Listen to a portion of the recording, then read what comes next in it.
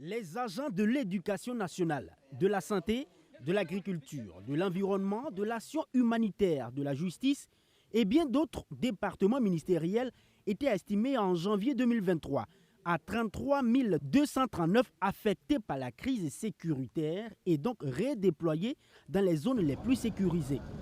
Il y avait également 165 agents de l'administration territoriale. Le gouvernement a engagé les forces de défense et de sécurité pour ramener la paix dans les zones en insécurité. Il a au même moment engagé des réformes pour mieux gérer les ressources humaines dans la fonction publique. Une année après, cette motivation a pris forme avec l'adoption d'un décret mis en exergue par l'économiste du Faso à sa une.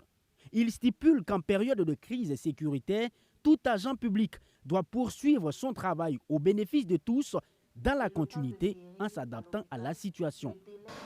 Je pense que si un tel décret a été signé, c'est que le ministère de la fonction publique est conscient que la situation sécuritaire dans certaines zones est assez rétablie pour qu'il puisse justement mettre en œuvre ces nouvelles dispositions.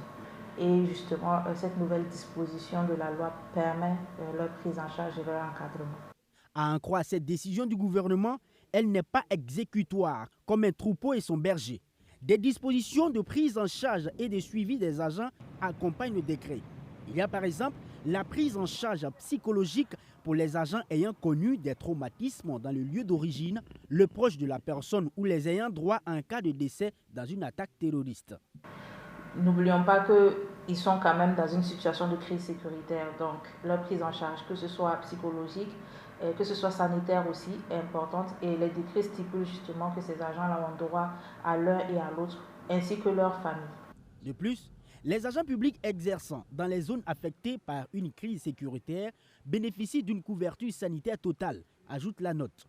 Malgré ces accompagnements, si l'agent public ne s'y conforme pas, il y a des sanctions.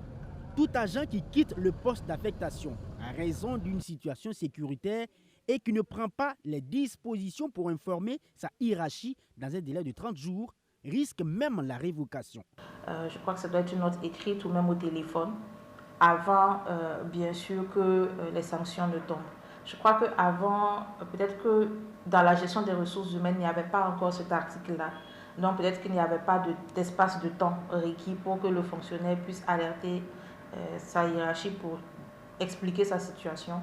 Donc maintenant, c'est un peu encadré. Donc si le fonctionnaire dépasse un certain nombre de jours, il peut subir des sanctions.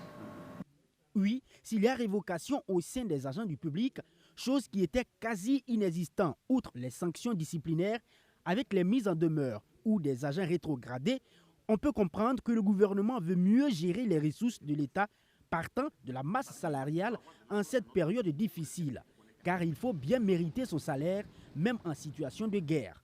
En lien avec la disposition sur la mobilisation générale en vigueur, tout agent du public peut ainsi être réquisitionné pour assurer la continuité du service public.